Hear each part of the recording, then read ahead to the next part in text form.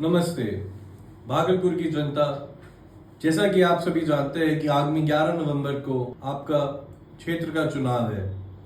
अभी जब आप चुनाव में अपना मत देने जाइएगा तो आप एक चीज पे गौर करिएगा कि जब आप पूरी वोटर की सूची देखिएगा तो उसमें 12 प्रत्याशी कुल खड़े हैं। लेकिन मैं ये बात दावे के साथ कह सकता हूं कि आप सभी लोगों को मैक्सिमम टू मैक्सिमम 3 से 4 लोगों की जानकारी होगी।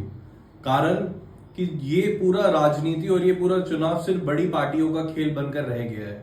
अच्छे और सच्चे उम्मीदवार भी राजनीति में खड़े होते हैं, लेकिन आप लोगों का ध्यान उन तक नहीं पहुंच पाता है। कारण कि जितने भी बड़े बड़े वादे होते हैं वो सिर्फ बड़ी पार्टियों के नेताएं करते हैं। इस बार जब आप अपना मत देने जाइए तो आप एक छोटी सी चीज को ध्यान में रखिएगा कि सिर्फ काम करना बड़े पार्टियों के ही हाथ का बेड़ा नहीं है।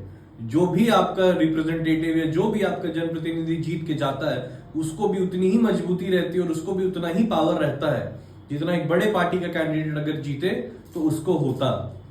आप अपना मत जब करिए तो आप एक बार गौर करिएगा कि आपके क्षेत्र का कौन है, आपके बीच कौन आता है और आपके लिए कौन काम करता है, ना कि कौन सिर्फ बड़े पार्टियों का है। बड़े पार्टी होने से सिर्फ कुछ नहीं होता है। हर बार बड़े पार्टियों के बड़े बड़े प्रचारक भागलपुर आते हैं, बड़े बड़े वादे करते हैं। केंद्र में भाजपा की सरकार है, राज्य में जेडीयू की और एनडीए की सरकार है। डबल इंजन की गवर्नमेंट है, लेकिन काम सिंगल इंजन के हिसाब से भी नहीं हुआ है। आप सिर्फ ये ना देखें कि केंद्र में कौन है और राज्य में कौन है, आप ये जरूर देखें कि आपके शहर में, आपके भागलपुर में कौन काम करता है। क्योंकि जब तक आपके लिए ये मुद्दा रहेगा कि राज्य और केंद्र की सरकार कौन चला रही है, तब तक आप कभी इस चीज पे नहीं ध्यान दे पाइएगा कि आपके जितने भी प्रत्याशी खड़े होते हैं उनमें से सबसे बेहतर कौन है। अभी बीते दिनों में कल हमारे आदरणीय प्रधानमंत्री जी भी आए थे। उन्होंने भी कई सारे बातें बताए और कई सारे वादे किए कि भागलपुर को क्या क्या सौगातें मिलेंगी। ये वादे पिछले 15 वर्षों से हो रही है। जब से एनडीए की सरकार बनी है तब से ये वादे हो रही है, और जब से हमारे नीतीश कुमार जी की सरकार है केंद्र राज्य में तब से ये वादे हो रहे हैं। लेकिन आज तक आप खुद ही गौर करके देखिए कि कितने काम हुए, कितने नहीं हुए।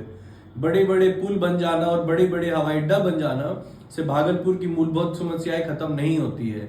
यहाँ एक गली मोहल्ले, जब आप बूढ़ानाथ के अंदर के मोहल्ले जाते हैं तो आप देखते हैं कि गांव से भी बदतर हालत में लोग आपके शहर के बीच रह रहे हैं। बेसिक से बेसिक समस्या उनको अपनी जीवन की है। उन्होंने तो कभी ये भी नहीं देखा कि बड़ी घर में रहने और बड़े सड़कों पे घूमने का मतलब क्या होता है। उनके लिए तो शौचालय भी इतना गंदा है कि आप जहां सोच नहीं सकते वहां वो अपना जीवन बिता रहे हैं। सभी से अनुरोध रहेगा, इस बार ये आप जरूर सोचें कि सिर्फ बड़े पार्टियों और बड़े वादाओं पे आप नहीं जाइए। आप अपने क्षेत्र में निकले, अपने लोगों से मिलिए और आप तब समझिएगा कि बड़े पार्टियां कभी गली गली नहीं घुसती है। सब ब्रांड रहता है, सब रोड पे चलते हैं। फिर आप देखिएगा एक बार, इस बार जो भी पार्टी जीतेगी, अगली बार फिर कोई बड़ी पार्टी का जब चुनाव का समय आएगा फिर बड़े बड़े राजनेता आएंगे, फिर बड़े बड़े वादे होंगे, लेकिन काम कुछ नहीं होगा। अंत में मैं ये कह के पूरा बात को अपनी विराम दूंगा। इस बार जब आप अपना मत करने जाइए, बहुत ध्यान दीजिएगा, बहुत अच्छे से अपना नेता चुनिएगा, क्योंकि ये आपके हाथ की चीज है। कोई पार्टी और कोई भी बड़ा लोग आपसे आपका हक नहीं छीन सकता है। धन्यवाद।